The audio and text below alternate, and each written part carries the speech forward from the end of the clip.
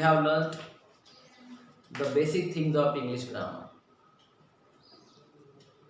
First of all, we have learned the parts of speech. How many parts of speech in English language? Please tell me, anybody. Yes, there are 8 parts of speech. Which are they? Noun, number 1, number 2, pronoun, number 3, adjective, number 4, verb, number 5, adverb, number 6, preposition, number 7, conjunction, and 8th part of speech is interjection. It means we have learned first of all the parts of speech in English language. Parts of speech. Out of these parts of speech, there are 8 parts of speech, but out of these 8 parts of speech, we have already focused on only 3 parts of speech. That is pronoun. Yes, what is meant by pronoun? Tell me, anybody, what is meant by pronoun? Yes, right. A word which is used instead of a noun in the sentence is called as the pronoun. In the pronoun, we have learned some basic things. These are that there are so many types of pronouns, but out of all these types of pronouns only we have focused on the personal pronouns. Have you learned personal pronouns?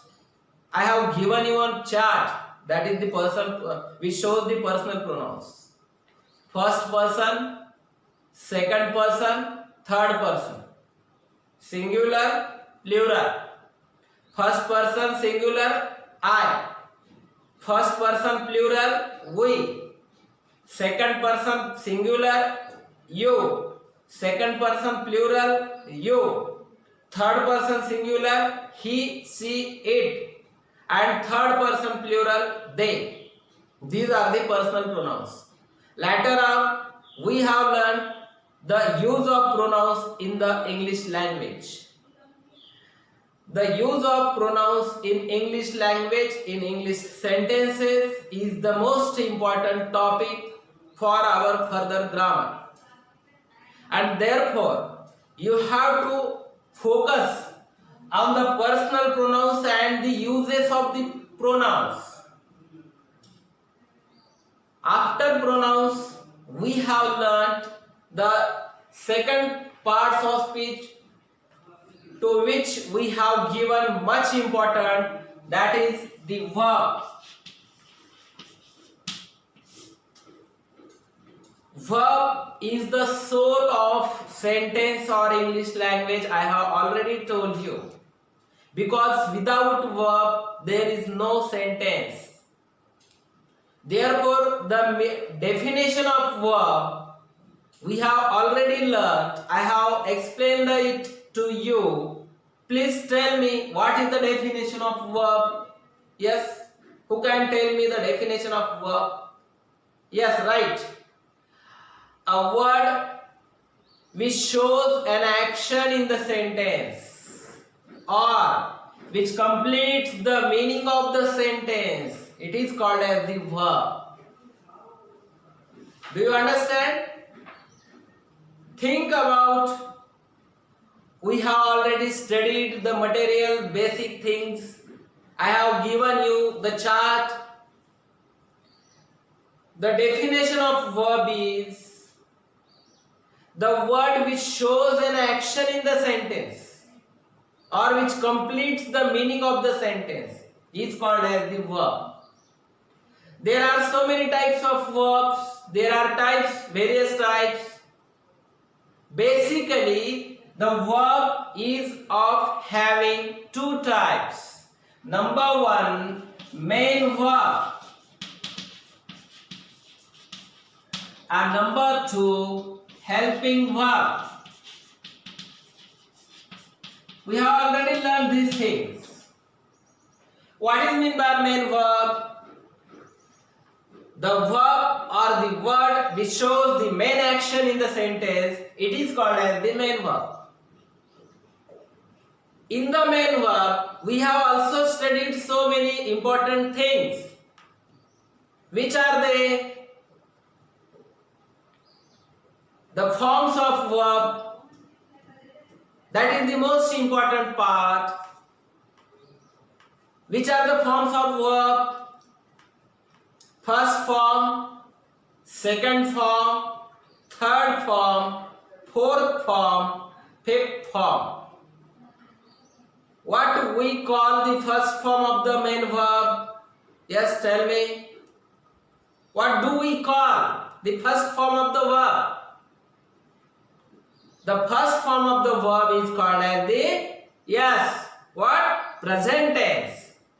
In the same way, what do we call the second form of the verb? Tell me anybody. First form is the present tense. Second form is the, yes, past tense. Then what is mean by third form, or what do we call the third form? Can we call it as a future tense? As the first form is called as the present tense, second form is called as the past tense, and for the third form of the verb, can we call it as a future tense? No. The answer is no. The third form of the verb, we call it as the past participle. And for denoting the future tense, we have to use two modal auxiliaries. Tell me, which are they? Yes, shall and will. In the same way, the fourth form is called as, fourth form of the verb is called as the present participle, or it may be called as gerund sometimes. Gerund is a kind of noun. Gerund means the verb with ing participle functioning as a noun in the sentence. It is called as the gerund. Present participle, verb with ing participle, but functioning as a noun or an adjective in the sentence, that is called as the present participle. But gerund is the verb with ing participle functioning only as a noun in the sentence. It is called as the gerund. It is the basic difference between present participle and the gerund. It is called as the fourth form. Now the fifth form of the verb we have already studied. What do we call the fifth form of the verb? That is an infinitive. That is an infinitive. These are the forms of verb. Unless and until we get the total knowledge about the forms of verb or the forms of main verb, we can't proceed further. We can't understand the further grammar. That's why it's my request to all of you. You have to focus on the basic things of forms of verb. And after the forms of verb, we have also studied the types of main verb. There are so many types of main verb. Yes, who can tell me? Which are the types of main verb? Yes, regular verb, irregular verb.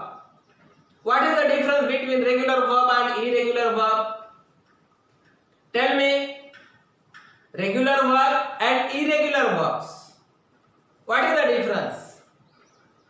The regular verb of the first form of the verb, when we convert into second form and third form, we have to add only ed participle to the main form of the verb. That is called as the regular verbs. And when we convert the first form into second form and third form, without adding ed or d, we have to change the total spelling of basic main verb for converting into second and third form. Those verbs are called as the irregular verbs. These are the two types of main verb. In the same way, main verb is also of having two another types. These are called as the transitive verb and intransitive verb. Yes, tell me what is meant by transitive verb? Transitive verb means verb followed by an object in the sentence. It is called as the transitive verb. And the verb not followed by an object, it is called as intransitive verb. These are the types of main verb. And we have to focus, we have to learn, we have to concentrate on the basic forms of the main verbs as well as the types of the verb. Types of the main verb. After learning the main verb, we have studied the helping verb. If you want to become successful in English language, if you want to develop your English language skill, if you want to speak fluently English language, if you want to write an English language fluently and grammatically correct, you have to focus on this topic. It is very much important in English language. Helping verb. The difference between main verb and helping verb is that main verb shows the main action in the sentence, whereas helping verb helps to the main verb for completing the meaning of the sentence. It is called as an helping verbs. There are so many helping verbs, and I have given you one chart showing the helping verbs. To be helping verbs, to do helping verbs, and to have helping verbs. Present tense, past tense, future tense. Singular, plural. To be present tense, singular form. Am, is. To be past tense, singular form. Was. To be future tense, will be, shall be. To be present form, plural form, are. To be past form, plural form, where. In the same way, to do helping verbs. Present tense, do, does. Past tense, did. Future tense, will do, shall do. To have helping verbs, present form, have, has. Past tense, had. Future tense, will have, shall have. These are the helping verbs in English language. Except this chart, we have learnt also some other helping verbs to which we are going to call as modal auxiliaries.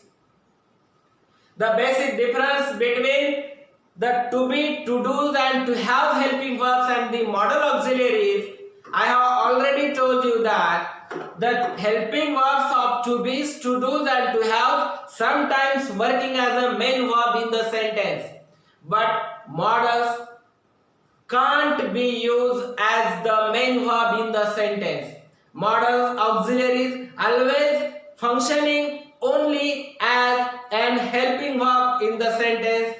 Only exceptions, there are two modal auxiliaries, dare and need to. Apart from that, modals can't be used as a main verb in the sentence. But the helping verb of to be, to do and to have, we can use these helping verbs as a main verb in the sentence sometimes.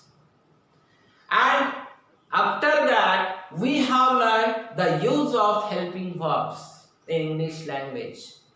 That is the most important topic. Use of helping verbs. Tell me, when should we use the to be's helping verbs? Yes, tell me anybody. Yes, you are right. To be's helping verbs can be used in the continuous tense, or it may be called as the progressive tense, or it may be called as the imperfect tense. When we use to be's helping verbs for preparation or creating or making perfect tense or continuous tense or progressive tense, we have to use the verb with ing participle after to be helping verbs, that is present participle. And second use of to be helping verbs is in the passive voice. And when we use to be helping verbs in the passive voice, we have to use the third form of the verb. What do we call the third form of the verb? Tell me please. Yes, past participle. It means after to be helping verbs, whenever we use to be helping verb as a helping verb in the sentence, only two forms of the verb followed by to be helping verbs. That is either present participle or past participle. This is the basic thing which we have to focus, which we have to learn. Now the use of to-do helping verbs we have learned already. Tell me, when we are going to use the to-do helping verbs? Yes, for making the questions or in preparation of creating of interrogative sentences. We can use to-do helping verbs. And second use of to-do helping verbs is for making negative sentences. As we have already studied the two types of sentences, that is affirmative sentence and negative sentence. For making negative sentence, we have to use to-do helping verbs. And whenever in English language, in English sentence, we use to-do helping verbs as a main verb in the sentence, as a helping verb in the sentence, then we have to use only and only the first form of the main verb. Whenever we use to-do helping verbs as a helping verb in the sentence, it is followed by only the first form of the verb. No second form, no ing participle, no third form, only first form. Now the third to have helping verbs, to have helping verbs, use of to have helping verbs we have already discussed, we have already learned, we have already studied. To have helping verbs, we have to use to have helping verbs for the perfect tense, for making the structure of the sentence of perfect tense, perfect present, perfect past, perfect future tense. And whenever we use to have helping verbs for making perfect tense, we have to use the third form of the verb, that is the past participle after to have helping verbs. No second form, no first form, no ing participle after to have helping verbs in English language, in English sentence. These are the basic things. And also after modal auxiliaries, there should be only and only the first form of the verb. No second form, no third form, no past present participle. After modal auxiliaries, only first form of the verb. And these are the basic things of helping verbs. And we have to much more concentrate on these topics. After verb, we have learned the basic things of conjunctions.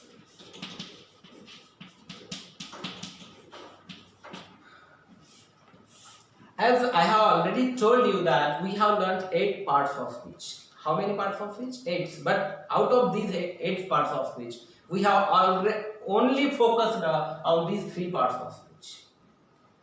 And if you possess the basic knowledge of these 3 parts of speech, you can learn English in very well manner. You can speak English, you can write English in a very good manner. This is my challenge to you. But if you have possessed all these basic knowledge with you, now the conjunction. What do you mean by conjunction? A word which joins 2 words or 2 sentences is called as the conjunctions. There are 2 types of conjunctions. Which are they? coordinating conjunction and subordinating conjunctions. These are the two types of conjunctions. And the use of coordinating conjunctions is in the compound sentence or sometimes in the simple sentence for connecting two words, and in the compound sentence for connecting, for joining the two clauses, we have to use the coordinating conjunctions. But what about subordinating conjunctions? Subordinating conjunctions are using, or we have to use in the complex sentence. And this is the basic things of parts of speech. After parts of speech, we have studied the clause. How many types of clauses? What is meant by clause? Clause is a group of words, part of a sentence, and contains subject and predicate is called as the clause. What we have studied? Clause.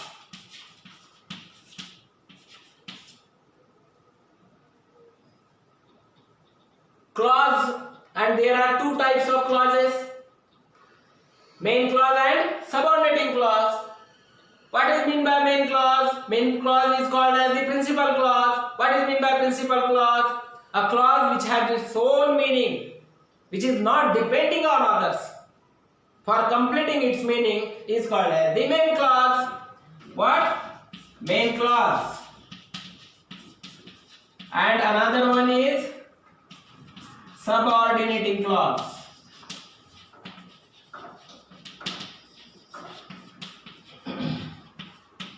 Main clause, it has its own meaning. Subordinating clause has no complete meaning. It is depending on the main clause for completing its meaning. And this is called as the main clause and the subordinating clause. We have already studied this part, this chapter also. Later on we have focused on sentences and types of sentences. How many types of sentences? There are 4 types of sentences on the basis of use of SVOC pattern. 4 types. SVOC. Depending on this structure, we have studied 4 types of sentences: assertive sentence, imperative sentence, exclamatory sentence, and interrogative sentence. There are also 2 types of interrogative sentences. There are 2 types of questions: WH question, yes, no questions. These are the 4 types of sentences depending on the structure of SVOC. Later on we have studied 3 types of sentences on the basis of use of yes, tell me, who can tell me, on the use of clauses. There are 3 types of sentences. Which are they? Simple sentence, compound sentence, and complex sentence. These are the 3 types of sentences. And again, the sentences are of having 2 types, upon which these 2 types are depending: use of negative meaning words. The sentences which are having negative meaning words is called as, or are called as, the negative sentences, and the sentences in which no any kind of negative meaning word appears, then such type of sentences are called as an affirmative sentences. In this way, we have studied 4 plus 3 plus 2. These are the types of sentences. And students, it's my request to all of you, if you want to learn English language, if you want to become fluent in English language, if you want to write English language grammatically correct, all of you have to focus on these basic topics. And if you are having the basic knowledge of all these things, English is a very simple language. English grammar, learning of English grammar is also very much simple if you are having the knowledge of all these basic things. That's why today we have completed all the basic knowledge of English grammar, English language. And since tomorrow we will learn the different topics of grammars. But for that, you have to possess in your brain all these basic concepts, basic things. This is very much important, students. Not only for students, but for all persons, for all professionals, those who want to become fluent in English language, those who want to write and speak English language grammatically correct and fluently. All of you are hereby requested by me to focus on these basic topics. Watch my all videos. Till today there are 20 videos only, 20. Again and again. 10 times, 20 times, 50 times. No issue. But give your important time, your valuable time only for these 20 lectures. And if you make control on these topics, basic topics, you can learn English easily. This is my request to all of you students. And therefore, if you want to focus on these topics, apart from watching my videos, my lectures, you have to possess my step-by-step English grammar, either hard copy or soft copy. If you give the assistance of that step-by-step English grammar book to this video lectures, you can learn English easily. And that's why, and don't forget to subscribe my YouTube channel to watch all the free video lectures freely, as well as not to forget the pressing of icon button. Thank you.